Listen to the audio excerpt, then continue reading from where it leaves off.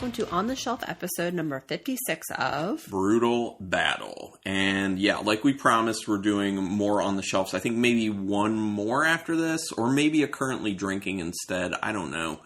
We're going to figure that out. But yeah, it's been a pretty fun stint of On the Shelves, in my opinion. And this one could be the best of them so far. Hoping, fingers crossed. One is from, we had said before we were going to do another Tired Hands brewing beer, and that is our first beer, and then our second beer is from a brewery that's local to us. They're a Maryland brewery that we actually had on the shelf recently.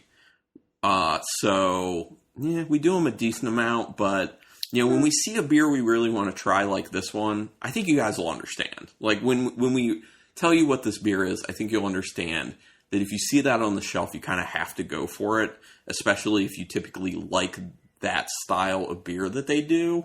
So, anyway, let's just go ahead and get into it. I'll do the first one. This one is called Sea of Green. Like I said, it's a Tired Hands beer, and Tired Hands is out of Ardmore, Pennsylvania. It's a double IPA. Where's the ABV on this, though? Oh, yeah, the last one we had didn't have it on there. We had to look it up. Oh, that's right. That did happen. Okay, well, let me... Sea of Green. I'm going to have to look it up here. Because I definitely want to know. If it's a double, it's probably like 8.5, maybe. Let me... Tired Hands. Sea of Green. 8.2. Okay. Okay, so, not too bad. Not too bad. I was hoping it wasn't going higher, like 9 or something. So, okay, 16-ounce can. Both of these are 16-ounce cans. That's the typical nowadays, obviously.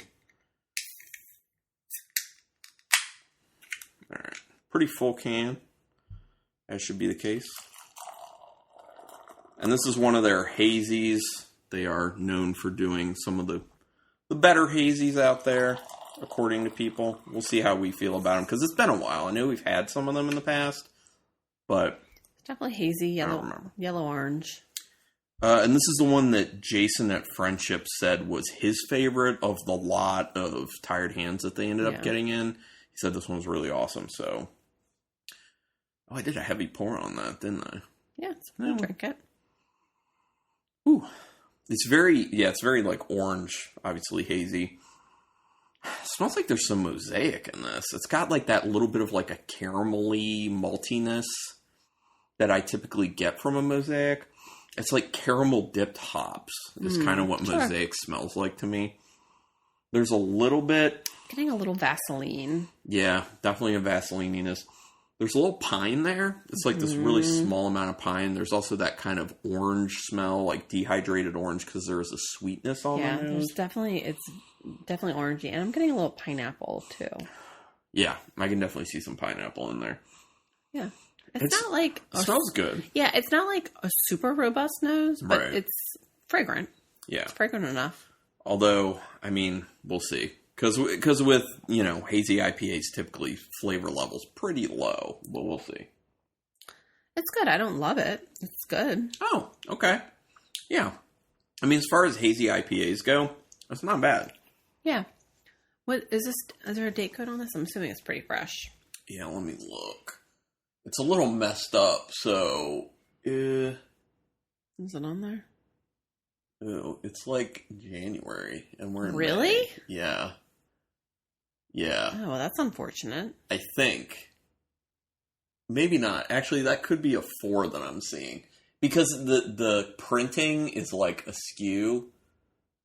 So it could be just over a month. It could be like a month and a half in the can. Or it could be 3.5 months. Yeah. So I don't know. That's the problem with date coding sometimes. Yeah. Like if it hits the can a certain way, it's all screwed up, and this one's all screwed up. So it still tastes good, whatever. Yeah, so it's probably more of the month and a half. Yeah, I can't imagine. I mean, that would be awful if like they just sent them a bunch of old beers. It's pretty easy. Yeah, I know, especially for the ABV. Yeah, for 8.2. There's a little astringency to it. Mm-hmm. Yeah, it's like, and it's actually, the astringency is kind of making it seem like a little bit of a natural bitterness to the beer, which you typically aren't getting in these hazy IPAs. So it's like It's kind of nice in a way, in my opinion, because of that, because I do like a bitterness with my hoppy beers. And hazies typically aren't doing that, but it's pretty good. I mean, I taste that mosaic type taste, like the little like caramel dipped hops. Definitely getting that like dehydrated orange and the pininess in there. I mean, it's pretty good. Taste how it smells. Yeah. Yeah. Definitely. Yeah. I think for me, it's the orange that's the primary. Yeah. Flavor. Yeah. It's pretty strong on that orange. It does have that, like not as great yeastiness to it that you tend to get, like almost a little bit like baking flour. Yeah. You'll get with hazy IPAs. So I don't love that aspect of it, but as far as hazy IPAs go, pretty solid. I'm pretty good with this one. So Sea of Green, pretty solid. Okay. Next one. This one we're going to have to roll on the table, so everyone be warned. You might hear that. This one is a Strawberry French Toast Punchline by Crooked Crab Brewing Company. It's an Imperial Breakfast Sour, and they're out of Odenton, Maryland. And it's just brewed with maple syrup, lactose, and cinnamon. Soured with lactobacillus and fermented on a full stack of strawberry puree, maple extract, and Tahitian vanilla beans, 7.5%. Oops. Yeah, I mean, that sounds good. Here, I'll roll it first a little bit. But their Punchline series is obviously what they do for fruited sours. And we've had... Have we had any of their Punchlines we didn't like? We've had an okay amount. Yeah, I think we've liked all of them. Yeah, they do a nice job with their sours, typically. And they have some sours that, like, aren't in the Punchline series that we've liked as well. They just do a good job, in general. Crooked Crab. Doing nice sours in Maryland. Keep it up. Well, maybe I spoke too soon. Yeah. Because who knows, maybe this will be the one that disappoints, but I really don't think that that's going to be the case. I mean, it sounds great. They have a great track record. It's like a little orangish red. Oh, that smells so good. That smells so good. Yeah, it's a little... Sorry, I got ahead of myself. Yeah, it's like an orangey red, definitely. It's like the slightest pinkish reddish. I mean, you it looks kind of definitely get the maple, you definitely get the cinnamon, you definitely get the strawberry. The cinnamon is hitting at a pretty strong level, but, me not liking spices in beer a whole lot, it's not too much, so... It just smells like a dream. It smells so good. Yeah. The maple plus the vanilla plus the cinnamon definitely gives you that, like, French toast feel to it. And then, like, strawberries being thrown in there. Because obviously I'm smelling the strawberry. And there's a nice tartness. Because, sometimes, like, you get strawberries that are sweet. Sometimes they're more on the tart side. It makes it smell like you're getting all those tart strawberries. And I'm getting the creaminess from the lactose, too. Yeah, definitely. It definitely smells creamy. I'm going in. The vanilla can also be helping out with that, too, though. It smells great. That's tasty. It definitely reminds you of French toast. Oh, they nailed it. They nailed it. Strawberry French toast. It's dead on. Yeah, and it's not, like, too sweet or too sour or too tart. Like, it's just, like, perfectly balanced. Yeah. And that's the thing. Like, some of these flavors in there, like, they could have easily gone too hard on the strawberry. The strawberry is the primary, and it's the flavor that sticks around the longest with it. Like, when I'm not drinking any and stuff's just lingering in my mouth, it's the strawberry I'm primarily tasting. But it's kind of like it hits you with... Well, let me check it again real quick. I was worried the maple was going to be out of check, but I think it's pretty balanced. What do you think? So, I get a quick hit of strawberry, and then it goes to the cinnamon to me. Like, it jumps to the cinnamon real quick. And then it's hitting the maple, and then it's hitting the vanilla, and then it goes back to the strawberry. Mm-hmm. So that's what my sips are tasting like, and it's a nice ride, I will say. Especially for me, where cinnamon and maple I don't love in beers. So how much I'm tasting them, and at what points in each sip I'm tasting them, there's another flavor that I like more that's kind of showing up quickly to get them off my palate, in a sense. Yeah, I love everything about this beer. This would be great for brunch, a brunch beer. Well, it's a breakfast beer. Sour. Yeah. Wow, I see how that would work. This is killer. Yeah, this is definitely the winner of the episode. Yeah, 100%. I mean, the strawberry French toast punchline is a must. Man. If anyone can get it near them, I don't even know if it's still available. Because we got like a month ago, maybe. May have sold out at this point. Yeah, I don't know. I have them in a time warp sometimes. Man, it's good.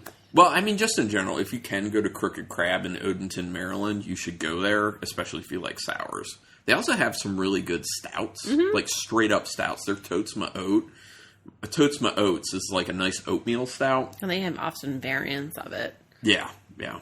And they have that, they have a good Hefeweizen too. Yes, they do. They definitely have a good Hefeweizen. They're just good in general. But yeah, man, this punchline is, I will say it exceeded my expectations. Well, that's good. Well, because, cinnamon and maple syrup, like, I'm not huge on those in my normal life. Then, especially with being incorporated into beer, I'm even less sure of that. So, I mean, the levels, perfect. So everything, it's like such a finesse beer because all the flavors just kind of like fold into each other in such a great way. The only thing I would say, if they wanted to make any sort of change to this beer, is they could take the strawberry down a little bit. I personally like... Really? I don't think so. Well, I personally like where the strawberry is because I don't want those other flavors to be stronger. But what I'm saying is, if they wanted to bring that strawberry down a little bit, people would still really like this beer because it would it would boost the maple and the cinnamon a little bit more. So for people who are more into those flavors. Yeah, I think that's good because, I mean, when I'm getting when I'm having a fruited sour, like, I want to make sure I'm tasting the fruit. Yeah. Sure. There was vanilla in this. Are you tasting the vanilla? I get the vanilla on the end. Creaminess. I get the vanilla on the end right before the strawberry comes back. Man, that's so tasty. Yeah, it's really good. This one's pretty awesome. I'm a fan. Good job, Crooked Crab. And the Tired Hands. I'm going to go back to Tired Hands. Yeah, I went back to Tired Hands too. It's decent. I don't feel like I need more of it. It's a little soapy now when I'm tasting it. And kind of Vaseline-y. I know you said you smelled the Vaseline on it, but do you taste that? I don't really taste it.